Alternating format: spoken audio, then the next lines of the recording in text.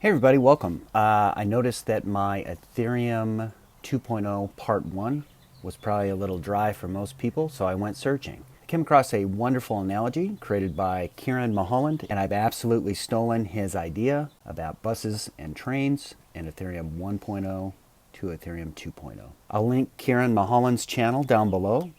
I would really appreciate it if you go check out his channel. Kieran, sorry for stealing from you, but you created an amazing analogy that I'd like to use here with better graphics. This analogy will help you understand the difference between beacon chain, shards, blocks, epochs, and slots. Imagine Ethereum as a bus, and it's running proof of work. It's fairly inefficient and prone to all sorts of backups and inefficiencies. Imagine ETH 2.0 as a proof of stake consensus mechanism as a train. Not only one train, but many trains running parallel to the main train. This main train is called the beacon chain train. The beacon chain train has many carriages, and they are linked to each other. Each one of these train cars represents an epoch. It takes 6.4 minutes to create one of these train cars. And in each one of these train cars, there are 32 slots, or, in our analogy, 32 seats. So each slot represents a seat. It takes 12 seconds from one slot to the next. Each one of these slots can have a block in it, but they can also be empty. Most of the time, they will be filled with blocks.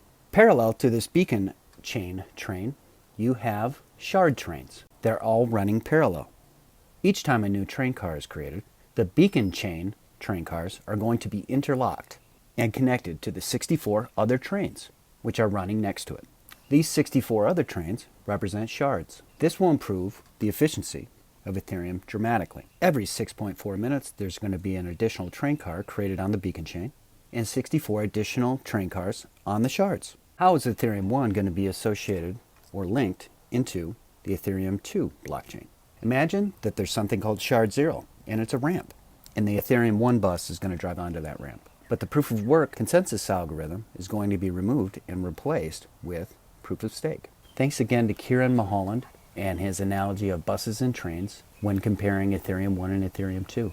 As always, remember all applicable links will be down below, especially a link to Kieran Mulholland's wonderful YouTube site for everything technical and blockchain. Thanks. Later.